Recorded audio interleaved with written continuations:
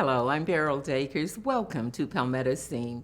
Things are starting to look up as friends and family are looking forward to the return of good times in 2021.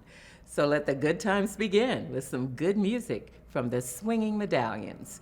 This nationally recognized South Carolina band formed in the early 1960s. Now, what's amazing about this group is they don't seem to know the meaning of the word retirement. We found them recently still swinging at the Abbeville Spring Festival. Ah, yes. Beautiful, quiet Abbeville, South Carolina, located in the upstate, where the Abbeville Spring Festival is held every year. Families can enjoy rides, treats, and famous rock and roll bands like the Swingin Medallions. We say famous because this group became nationally known, becoming a beach music favorite for many generations to come, past and present. The Swingin Medallions was formed in 1962 in Greenwood, South Carolina by John McElrath, who played keyboards, and Joe Morris, who played drums. Carol Bledsoe, who played trumpet, also became a member. It was a way to make extra money while they were students at Lander College. The group became an official beach music party music band on the college frat house circuit, and by 1966, their single, Double Shot of My Baby's Love, went national, reaching number 17 on the U.S. Billboard Hot 100, becoming a party classic for college students. They toured up and down the East Coast, hitting 34 states in 3 months. Their follow-up single, She Drives Me Out of My Mind, also charted nationally. And they appeared on Dick Clark's Where the Action Is, all chronicled in Carol Bledsoe's book, The Swingin Medallions, Double Shot, An Insider's History of the Swingin Medallions. Bledsoe says he was inspired to write the book by Swingin Medallions fans. We played several years ago down at a club in Greenville, South Carolina, and a man and his wife was sitting at the table where I was on break, and he was asking me all kind of questions about what did y'all do and how did y'all do this. And when we got through talking, he says, you know, you need to be writing this down or nobody will know about it. We kept it G-rated, but it's been a blessing. It really has. Excitement about the Swingin Medallions runs in the family. Emily Bledsoe is Carol Bledsoe's granddaughter. As the special events coordinator for the city of Abbeville, it's important for us to get as many people as possible downtown into the community, and the best way to do that, I think, is to have the Swingin Medallions, because they always bring a big crowd. It just is going on from generation to generation. People who are older love it, and people who are younger love it, and just pass that along. When I see my grandfather dancing, it's kind of unbelievable, because growing up, when I was younger, he was just my grandpa, and I never really thought about it. And then as I got older, and people would recognize my last name and ask about it, and I didn't realize he was this big, star, and people would be so excited. And I think it's really cool just kind of seeing him in his element and just having fun, and like he's a kid again, and I really enjoyed that. Although no longer with us, John McElrath's vision is carried on by friends and family. My father would be proud of this band today because it's exactly the type of music and style and fun that they started back in the 60s. After all these years, the Swingin Medallions still perform Double Shot of My Baby's Love and other hits like Hey Baby, today with original member Larry Rourke on keyboards, and original members Joe Morris and Carol Bledsoe, occasionally appearing in their red shirts out front, still singing, swinging, and dancing. It's a legacy that these guys' father kept going for so many years that it's just important to keep it going.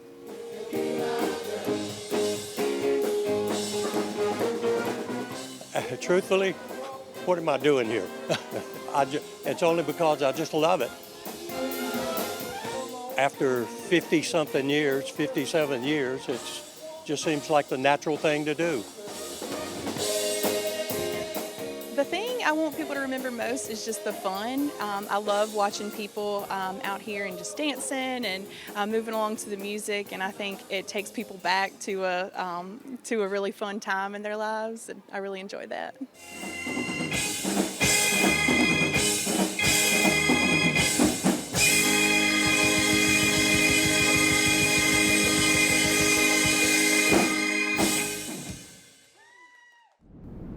Metal fabricators cut, shape, position, and align different types of metal. They typically work for construction and manufacturing companies, while the metals they work with are used to build structures. But metal fabrication as art can be a unique mode of artistic expression. Unlike sculptures produced through casting, fabricated sculptures are shaped and assembled by welding or by using fasteners, resulting in large and technically complicated artworks. Let's meet artist Chris Dyke. My name is Chris Dyke. I'm a metal artist and I own Dyke Company.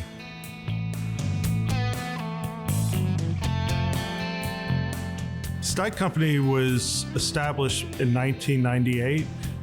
We were helping out contractors at that time and also doing some unique art pieces as we could afford. And slowly through time, we started making enough money and headway and reputation that we could start focusing more and more on artwork. My company's been lucky in that we've networked, and a lot of people think highly of what I do. So we've been invited to make wonderful pieces that celebrate South Carolina. We have built the Hootie and the Blowfish Monument in 5 Points. We've built a wonderful gazebo for Hampton Preston Mansion. We have things at the zoo that we've made. We have a lot of stuff along the River Walk. We have lines of park furniture. We like to build stuff that's artistically pleasing, site-specific, and functional more than anything else. I think what attracted me most towards metal, steel for one, would be its permanence, its use in our society for just about everything we deal with from day to day. It makes our cars, it makes our lamp posts, it makes everything under the sun that we use. We even put our fruits and vegetables in cans made of steel. When you look at art and you look at metal in art, the people who do it, they want a certain permanence. They want a piece that lasts the ages, the eons, that's going to be there. They don't want a temporary piece. I've also found that metal is very predictable. Metal shapes stay the same. You can alter them. You can make interesting, wonderful pieces out of them. Metal artists know this, and they build their work to rust or to not rust, to have a presence about them, a permanence. You never see a dainty metal piece out in public, unless perhaps jewelry, if you want to go that way. But that's a whole different style of metal art. We work with other artists as well. It's vital as an artist to communicate with other artists because everybody has a viewpoint, everybody has an idea, and they're usually helpful in the creative process. People who collaborate in my art pieces, we just have fun with it. Try not to take too much credit for it. We just go at it. Great fun. My name is Will Bryan. I'm the founder of Public Works of Heart. We believe that all communities should be beautiful, and we use public art to make that happen. My background is in graphic design, so I traditionally work in a 2D, two-dimensional medium in print or in digital. So it was wonderful working with Chris because his background obviously is in metal sculpture, and so he has a wealth of knowledge and was able to help teach me help me think about things that might work in 2 dimensions but don't work in 3 dimensions and be able to overcome some of those hurdles before they ever happened in the design process.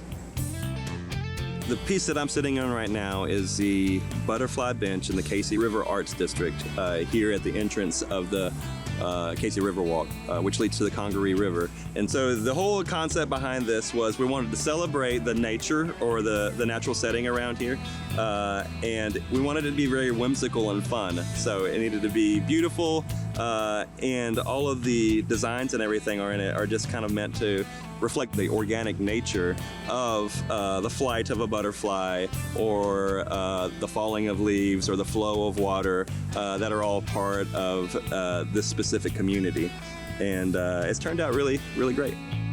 So one of the unique things about creating public art with steel is just that, it's public. So it needs to be safe for everything from toddlers all the way up to senior citizens, everybody in between. And so you have to think about the way you design it, everything from the size of the holes that are within it or the edges and how soft they are, or how much something bends or sticks out because you don't want somebody to be able to get hurt on it, while at the same time it needs to be beautiful, it needs to be functional, it needs to be safe. So one of my favorite pieces here in the Casey River Arts District is the light diamond. It's over 7 foot tall and completely stainless steel. It turned out fantastic. Since it's stainless steel, the sun shines brightly and reflects the surface of it during the day. At nighttime, as it gets dark, a light sensor turns on the lights on the inside of it, and it actually reflects the metal from the inside out through the holes and the designs within it. So it's a very different experience during the day versus at nighttime, which is kind of the concept of it, between the suns and the moons all the way around it.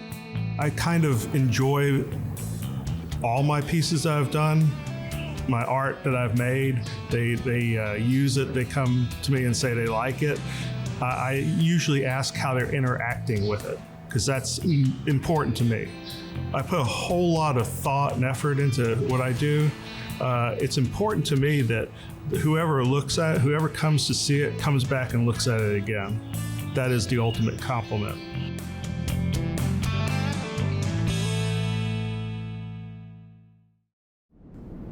And now it's off to the racetrack. Well, sort of. Soda City RC is a nonprofit remote control racing facility in the heart of Columbia. It gives the sport of RC racing a place to call home. At first glance, these remote control cars may look like children's toys, but in actuality, they are highly customized, and boy, do they pack a serious punch on the racetrack.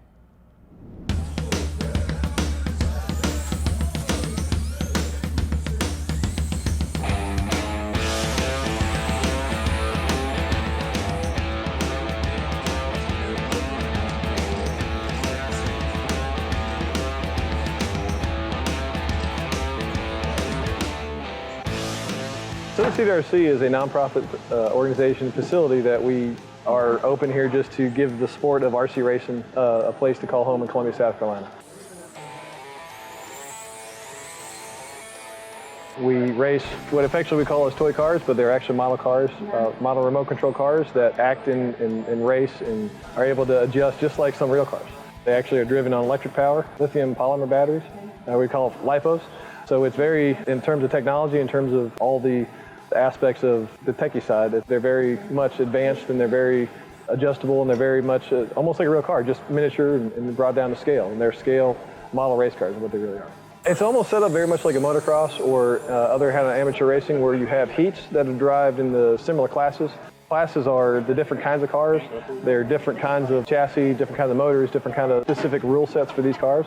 And so you go into a heat type setup where you have no more than about 6 or 8 cars at a time on track and divvied up into the different racers that are in that class. You might have 1, you might have 5 heats of the same class, and you go through several rounds, and by the time you get your best qualification rounds, you have the main event, we call the mains, that are actually, those are for the placement. Those are for the end of the day, and that's for the first, second, third, and the bragging rights, and the ability just to talk smack to your friend and fellow racer and feel good that you did a good job.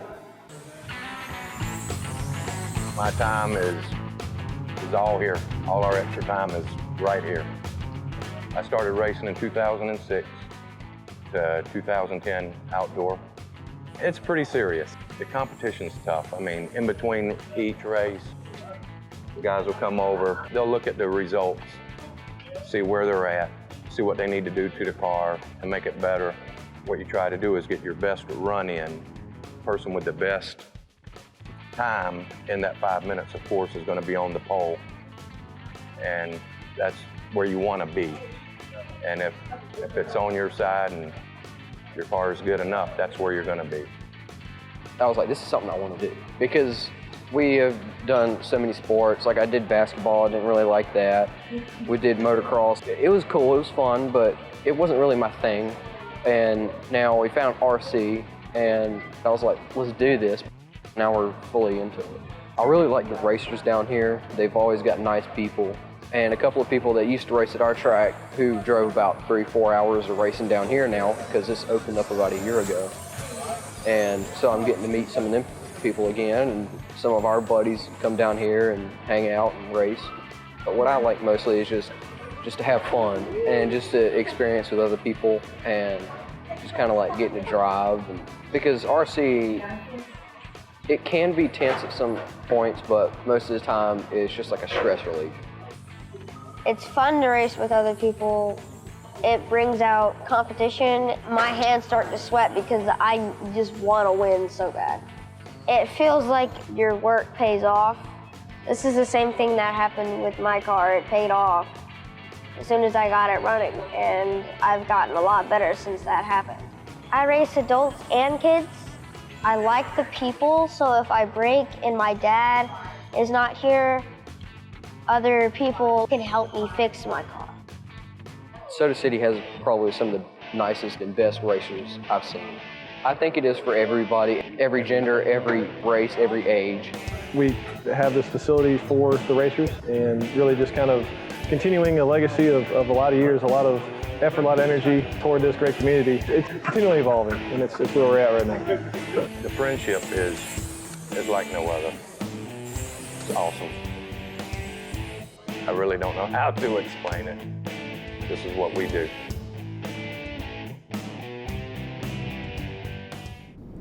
Finally, we'll take a trip to a small town for some outdoor fun. From our digital series, Go For It, we'll travel to the quaint town of Cross, South Carolina, to a place that's quickly becoming a hot spot for anglers from all over the South.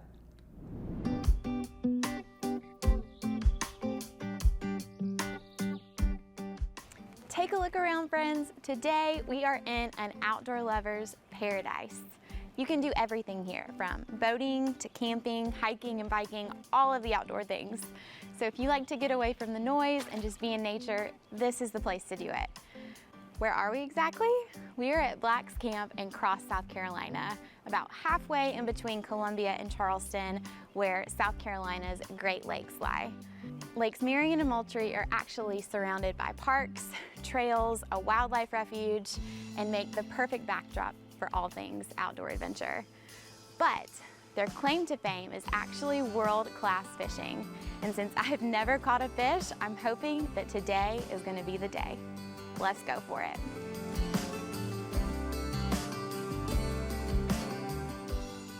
All right, y'all, here is Bobby with Black's Camp. He's actually going to be helping us out today.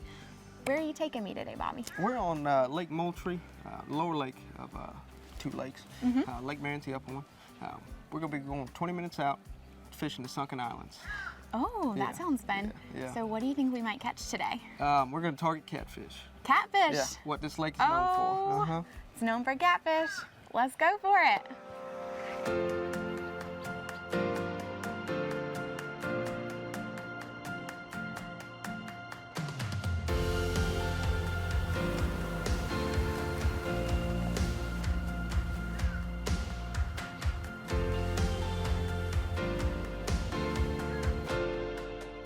So catfish will eat this?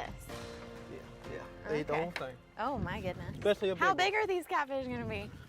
You want to rear back, like you're throwing. Okay.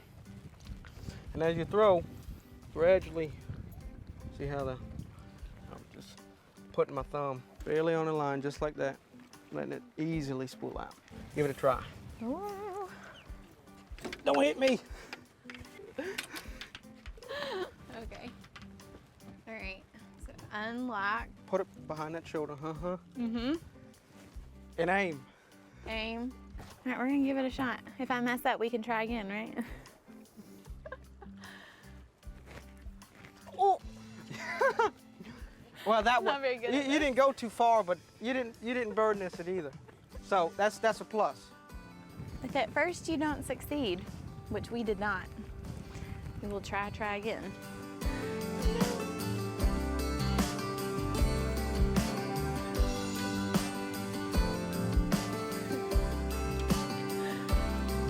Don't be afraid of it. Yeah. We're getting a bite. Get him, get him, get him. Oh. Come on, you got to go. A little I think he's resistance, on maybe. there. Oh, yeah, he is. Okay, okay. Keep reeling, keep reeling. Okay. Turn that handle. Oh. Oh my. Oh, we had one. We lost it. Come on, man. Oh no. And I reeled so hard. Yeah.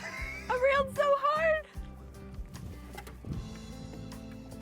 Man. First attempt. Well, you get 3 tries on my boat, okay? I get 3 tries. We're getting a bite. Get him, get him, get him, get him, get him. Reel, reel, reel. This is a workout. Where is he going? Where is he? Ooh! Ah! Oh my goodness. Oh, That's a good one. look at that. Oh my goodness. You want to touch him? Yeah. Can I? Yeah, yeah. These bigger ones, you can. Yeah, yeah. Is this catch and release? Yeah, yeah. We'll release him back today. Yeah. We did it. We did it. I did it. Hold him up.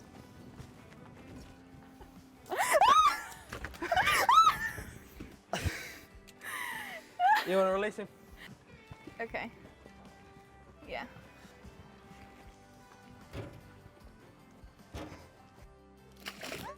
Y'all, today was so much fun. Oh my goodness. What a great way to vacation. The next time that you are wanting to be outside, please, please come out on the water at Black's Camp in Cross, South Carolina with Bobby. What a wild experience. I'm so glad that I gave fishing a try for the first time. And the next time that you're thinking about trying something new, just go for it.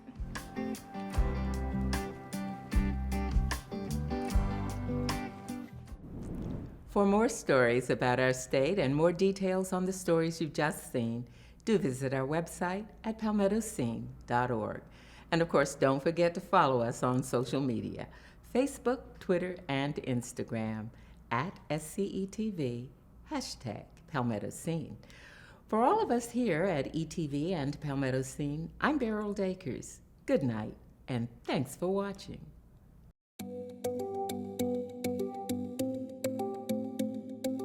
Hi, I'm Michael Bradley, and welcome to Stono River County Park. The public has a need and a desire for open space and preserved land, and Charleston County Parks wants to provide safe, family-friendly, fun, outdoor space.